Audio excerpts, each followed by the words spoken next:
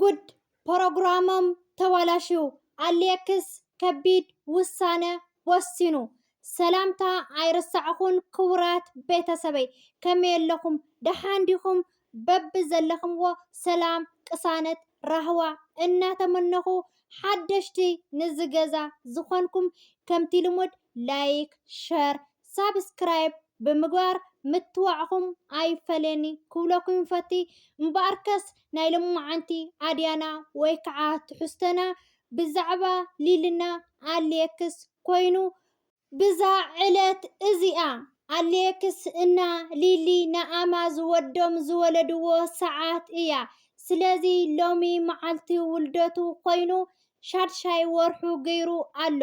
በዚ ምክንያት ደሞ እንኳዕ ተወለድካ እግዚአብሔር አምላክ በጥበብ ብሞገስ የዕቢኻ ዝወደይ እምበኣርከስ ክቡራት ቤተሰበይ ቢቲ ብጣዕሚ ነቢዓ ኣሌክስ ክርእየኪ ኣይደልን እየ ኢሉ ከቢድ ውሳነ ወሲኑ ፕሮግራሞም ብምክንያት ውልዶ ናይ ኣማዝ ብዝገበርዎ መሰረት ቢቲ መፂኣ ናብ ገዛ ኣባላሽያቶ እምበኣርከስ ክቡራት ቤተሰበይ ኣሌክስ ንምንታይ ናብ ገዛይ ትመላለሲ ኣነ ክሪኤኪ ኣይደልን እየ እንታይ ስለ ዝኾንኪ ኢኺ መፂኺ እንታይ እዩ ዕላማኺ ኢልዋ ይኹን ደኣ እምበር ቢቲ ደሞ ሊሊ ዝኣመነትሉ ነገር ኣሚንካሉ ድዩ ኮንካ ንምንታይ ኢኻ ከምቲ ቀደም ኣብ ጎነይ ዝነበርካ ኣብ ፅቡቕ ኣብ ሕማቕ ኣነ እውን ኣብ ፅቡቕ ኳን ኣብ ሕማቕካን ነይረ እየ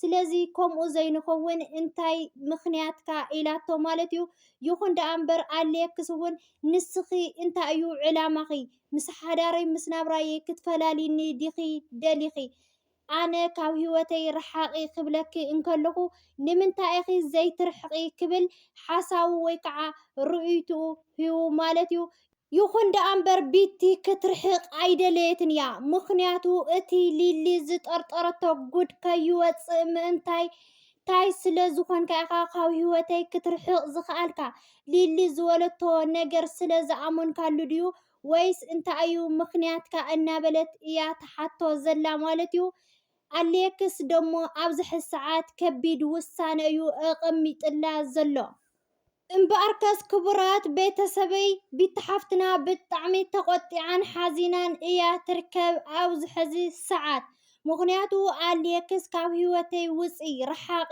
ይብላ ኣሎ ንሳ ደሞ እነጭራሽ ክትርሕቕ ኣይደለየትን ነይራ ግን ደሞ ኣነ ኣሌክስ ብምኽሳረይ ብጣዕሚ እየ ዝጠዓስ እናበለት እያ ትርከብ ምክንያቱ ኣሌክስ ኣብ ጎነይ ኣብ ዘሎ ሰዓት ደው ኢሉ እኳ ኣበየለኺ እንታይ ትገብር ለኺ ኣብ ዝበለኒ ሰዓት 3 ዕፅፊ እየ ዝኸይድ ነይረ ሕጂ ግን ህይወተይ ንዓርሱ ተባላሽዩኒ እዩ ዘሎ ክትብል ሓሳባ ወይ ከዓ ርእይቶኣ እናሃበት እያ ሕጂ እውን ብርግፅ ዘይከኣል የለን ግን ደሞ ውሽጠይ ዋላ ናተጎዳእኹ ውሽጠይ ዋላ ናተሰምዐኒ ረሓቂ እንተይልኒ ብርግፅ ምንም ክገብር ኣይክእልን እየ ክርሕቀሉ እየ ካብ ህይወቱ ክትብል ርእይቶኣ እናሃበት እያ ክቡራት ቤተሰበይ ግን ደሞ ቢቲ ካብ ህይወትና ረሓቂ ዋላ ደኣ ይበልዋ እምበር ክትርሕቕ ኣይከኣለትን እያ ምክንያቱ ሎሚ ናብ ገዛ ዝኽይድ ኣይነበራን እዩ ብሰላም ፕሮግራሞም ደስ ኢልዎም ከሕልፉ ነይሮም እዮም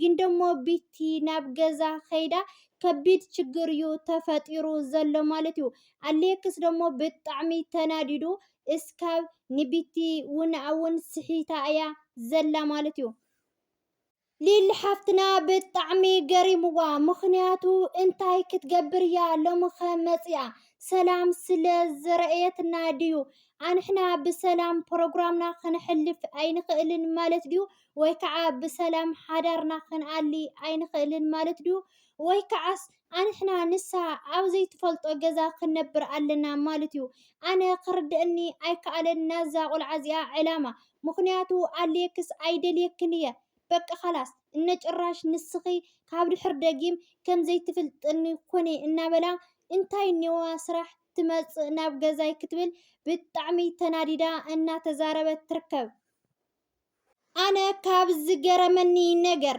ሊሊ እንታይ ክትሰርሒ መፂኺ ናብ ገዛና እንታይ ነኪ ኣብ ዝበለታ ንሳ እውን ድሓወ እየ መፂአ ኢላ መሊሳትላ። ሓው ክኸውን ዝኽእል ኣብ ወርሒ ኣይኮነን እዩ ብዝበለፀ ኣነ ይወልፆ ስለዚ እንታይ ነኪ ክትብል ሓሳባ ሂባታ ማለት እዩ። ይኹን ደኣ እምበር ኣልየክስ እውን ኣነ ኣይፈልጠክን እየ ካብ ድሕሪ ህዚ ንስኺ ንዓየይ እንታይ ዲኺ ክብል ሓሳብ ወይ ከዓ ርእይቱ ህይዋ ማለት እዩ። ኣልየክስ ኣብዚ ሕዚ ሰዓት ብጣዕሚ እዩ ገሪሙኒ ዘሎ ማለት እዩ። ኣብ ዝሓለፈ ሪኢኹምዎ እንተኮይንኩም ምስ ቢቲ ኮይኑ ንሊሊ እዩ ዘዋርዳ ነይሩ ማለት እዩ። ይኹን ደኣ እምበር ኢሉ ኢሉ ላብ ውላዱን ላብ ሰበይቱን መፂኡ ንቢቲ ካብ ሂወተይ ረሓቅለይ ሓዳረይ ናብራይ ብሰላም ከኣሊ ይደሊ እየ ስለዚ ኣነ ካብ ድሕር ደጊም ብሎክ ክገብረኪ እዩ ዝብላ ዘሎ ማለት እዩ። ኣብዚ ሕጂ ሰዓት ቢቲ ጉዳ ከይወፅእ እያ ፈሪሓ ዘላ ክቡራት ቤተሰበይ። ምክንያቱ ልሊሊ እቲ ዝጠርጠርክዮ ነገር እንታይ እዩ ንገርኒ ኢላታ ክነግረኪ ኣይክእልን እየ ምክንያቱ ኣነ ካማኺ ሰብ ኣይኮንኩን እየ እድብቲ እየ ንስኺ ግን ትገብርዮ ኣይትፈልጥን እያ ኢላታ ማለት እዩ። ይኹን ደኣ እምበር ለኣሌክስ ደሞ ብሰበይትኻ ነገራት ኣሚንካ ኢኻ ትርሕቐኒ ኣለኻ ኢላቶ ማለት እዩ። ክቡራት ቤተሰበይ ኣብዚ ሕዚ ሰዓት ተፈጢሩ ዘሎ ብጣዕሚ ከቢድ እዩ። ምክንያቱ ቢቲ ትገብሮ ዘላ እንድዒ ኣብ ሓዳር እማትካ ኣቲኻ ሕንፍሽፍሽ እንታይ ኣምፅኦ። ኣነ ዝገረመኒ ነገር ኣብቲ ፓረስደይ ከሕልፉ ዝመፁ ንዓርሶም ኣዕርኽቲ ኣልየክስ ብጣዕሚ እዩ ገሪምዎም። ምክንያቱ ካብ ሂወት ኣልየክስ ርሓቂ ኣልየክስ እውን ባዕሉ ይናገረክ ኣሎ ኣንሕና እውን ኢልናኪ ነርና ኢና ንምንታይ እዙይ ንዓኺ ፅቡቅ ኣይኮነን እዩ ፅባሕ ንግሆ ዝዘራእኽዮ ኢኺ ክትዓፅዲ ትኽእሊ እና ቢቲ ስነ ስርዓት ሓዚ ኢሎምዋ ማለት እዩ። ይኹን ደኣ እምበር ቢቲ ኣብዚ ሕዚ ሰዓት እነ ጭራሽ ክትሰምዕ ኣይከኣለትን እያ ዋላ እኳ ክርሕቕ እየ ካብ ኣልየክስ እንተበለት ተመሊሳ እያ ናብ ገዛ ትመፅእ ዘላ ዕላማኣ ደሞ ምንም ሰብ ክርድኦ ኣይከኣለን እዩ። ኣብ ዝሓለፈ ብጣዕሚ ካብ ዝገረመኒ ነገር ንኣልየክስ ሱፍ ሒዛትሉ ከይዳ ነይራ ማለት እዩ። ይኹን ደኣ እምበር ሊሊ ሓፍትና ብጣዕሚ እያ ተገሪማን ደንጊፃን ምክንያቱ እዚ ሱፍ እዚ እንታይ ክትገብሪ ኢኺ ኣምፂኽዮ ኢላታ ማለት እዩ። ይኹን ደኣ እምበር ኣልየክስ እውን እቲ ሱፍ ሪኡ ከም ዘይደልዮ እዩ ነጊርዋ ሒዝክዮ ኺዲ ምክንያቱ ኣነ ኣይገብሮን እየ ኣይደልየን እየ እዩ ኢልዋ ማለት እዩ።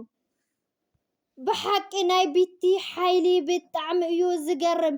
ካብ ገዛ ውፅልና ኣንሕና ኣይንደልየክን ኢና ክብልዋ እንከለዉ ንሳ እውን ብስሩ ክወፅእ ኣይክእልን እየ እያ ትብል ዘላ ማለት እዩ። ኣልየክስ ደሞ ብንደት ከም ዝወቕዓ ኣብ ዝሓለፈ ሪኢኹም ነርኩም ኢኹም። ይኹን ደኣ እምበር ቢቲ ውንኣ ስሒታ እስካብ ክንደይ ነገር ተበፂሑ እዩ ማለት እዩ። እምበኣርከስ ክቡራት ቤተሰበይ ሎሚ ተፈጢሩ ዘሎ ከቢድ ችግር ከቢድ ባእሲ ደሞ ሎሚ ናይ ኣማዝ ሻድሻይ ወርሑ እዩ ነይሩ። ብኡ ኣጋጣሚ ጌራ ደሞ ሊሊ ፕሮግራም ጌራ ደስ ዝብል ግዜ ክነሕልፍ ኢና ኢላ ሓሲባ ነይራ። ይኹን ደኣ እምበር ከምቲ ዝሓሰብዎ ኣይኮነን ማለት እዩ። ቢቲ ከም ኣመላ መፅያ ናብ ገዛ ብጣዕሚ ረብሻቶም ኣላ ማለት እዩ። ክቡራት ቤተሰበይ ኣልየክስ ደሞ ከቢድ ውሳነ ኣቐሚጡ ኣሎ ካብ ድሕር ከዚ ክረኽባ ከም ዘይደሊ ካብ ሂወቱ ክትርሕቕ ከም ዘለዋ እንድሕር ካብዚ ለዓቅብ ከይዳ ኮይና ደሞ ናብ ገዝኡ እንተመፅያ ብተደጋጋሚ ከቢድ ውሳነ ከም ዝውስኑ እዩ ተረጋጊፁ ዘሎ ማለት እዩ። እምበኣርከስ ክቡራት ቤተሰበይ ናይ ሎማዓንቲ ዝነበረና ትሕዝቶ እዚ ይመስል ነይሩ። ብዝቕፅል ብካሊእ ትሕዝቶ እስካብ ንመፅእ ስሰናይ ንዓኹም እናበልኩ ነዚ ቪድዮ እተፈቲኹምዎ ላይክ ሸር ሳብስክራይብ ብምግባር ምትዋዕኹም ኣይፈለየን። ንኹለኩም ፈቲ ባይ ባይ ሰናይ ቅንያ